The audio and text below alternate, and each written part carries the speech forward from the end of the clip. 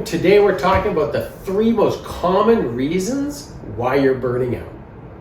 Hi, my name is Mark Bentz, and I'm the owner of one of the largest multidisciplinary clinics in Canada. I started the Virtual CEO because I wanted to take clinic owners from overworked, underpaid, to living life on your terms and a clinic that is extremely profitable.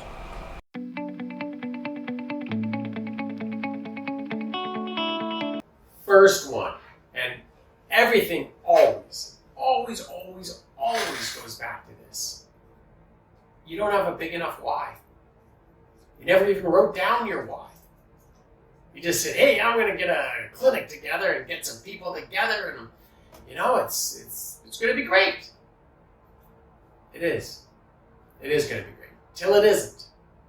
But that's what a why does. A why gets you to drive through the hard times. When you're down, when it's tough, man. When it's tough.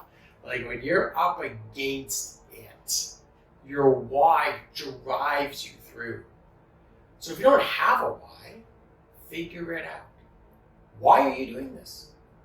It's not for the money. It's not for the lifestyle. There's a deeper why. So for me, I do this because I'm blind.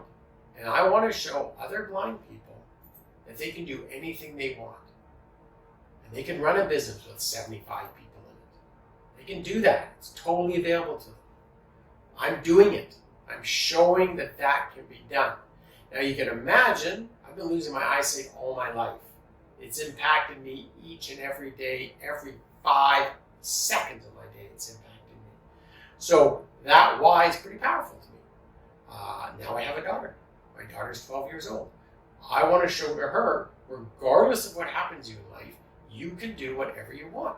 So of course she sees that I can't see and that I've created a business. And you can do that. So whatever challenges she has in her life, she'll just need to figure it out. And that's the key to the why. Get a big why, make sure it's meaningful, don't create bullshit up, make sure it's meaningful to you. And ask yourself, an easy way of doing this is ask yourself why, 4 times in a row. When you come up with the first why, then you say, really, why am I doing that? Really, why am I doing that? And it's going to typically fall back on your deepest fears. It's typically where all the whys come from.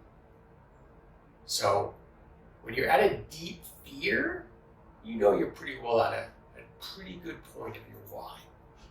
So very important, guys. If you're burned out, you don't have the why.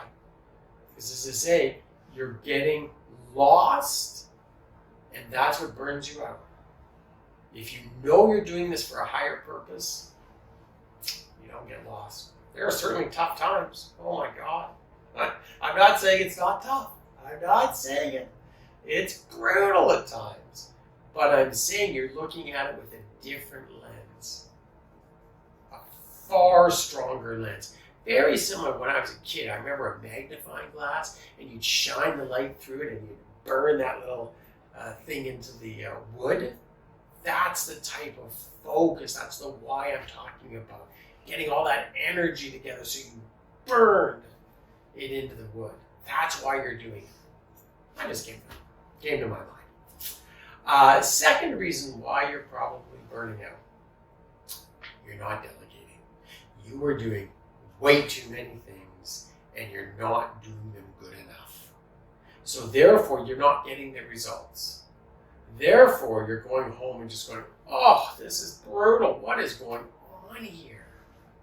Like, what's happening? Well, I know what's happening. An owner, especially an owner-operator, God, the number of hats you're wearing to get this thing to do anything is crazy. Absolutely crazy. Now you're going to say, Mark, it's wonderful you can talk about delegation. Yeah, it's so great you've got a company of all these people. You know, you're so brilliant sitting in that fucking chair of yours. And I agree. I agree with some of that. But let me tell you, when I was first starting out, you do assume all those hats. But as soon as you have the ability, and I had the ability, I delegated. Because I had to avail myself of more time to be able to think, to look at the numbers, to figure out what my next step was. So I remember we didn't even have reception at the beginning. I actually answered the phone. Then my wife Tracy was answering the phone. And then we got one receptionist. And that really, really helped. So again, I'm not saying it's easy. But you can do it. I'm here. As I said, I'm totally blind. Well, I got 1% of my vision. I can do it. You can do it. It's hard. But you need to delegate. Maybe online stuff. Maybe it's your search engine optimization. Maybe it's your local rankings. Maybe it's your content writing. Whatever it is, figure out where you can allocate some time and money, some resources, to get other people to support what you're doing. Maybe, I remember even at the beginning, with a therapist, I gave them a better rent because they helped me do some things in the business. There's a million ways to figure it out. You have to be resourceful. That's the thing. You have to look at what's out there to support you. But I assure you, if you're not doing that, you're too many hats, you're not doing them well enough, it's overwhelming you. And again, you got the whole frontal lobe, temporal rub, and that tells you that you are just heading to burnout and you're on the fast track. So please don't get there. Third thing is, you're probably heading to burnout because you might not be in the right position. So I can't tell you the number of people that call me up and say, Mark, I have no idea, just had no clue how hard this would be. Yeah, it's hard. It's hard. There are very few businesses that are profitable. 96% of all businesses after 10 years, they're not even around. Only 4% are around. Doesn't mean they're profitable. 80% of businesses fail in the first year. The odds are so stacked against you, it's mind-blowing. But here's the thing. If you find that you're in the position, think about it for a second. You can still have the clinic. Just find someone to support you.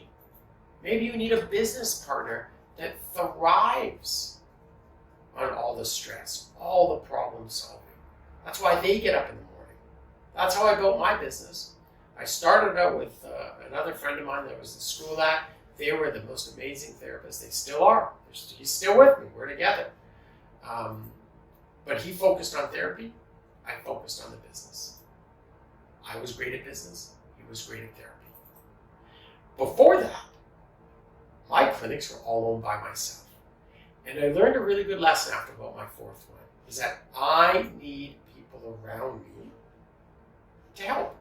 And that's just how I operate. It's my makeup, my modus operandi. And so I said, Brad, we're going to start up a clinic. You're going to be the most amazing therapist known to man.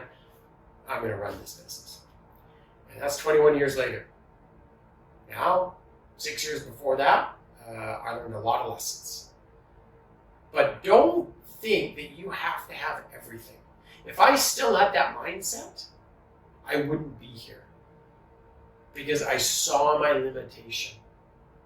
And I realized, wow, man, 4, 5, 6 clinics. I couldn't make it happen. What was the problem? The problem wasn't the business environment. The problem wasn't, it was the wrong location. It wasn't. The problem was I hadn't figured out what works for me. And it's a great example of life. Right? Like, what works for you? You don't have to be like everybody else. It's irrelevant what other people are doing in this world. You need to figure out what's going to work for you. And be honest with your weaknesses. Like, absolutely, brutally honest with your weaknesses. It's so hard to be honest. But boy, it's the best thing you can do. And so that's what you need to do. If you're not in the right position, if this isn't the place that you go, wow, man, I get up in the morning and I'm ready to fight like Rocky again. Like, you've got that Rocky mentality. Rocky's a famous movie from the 70s. If no one knows, highly suggest watching it.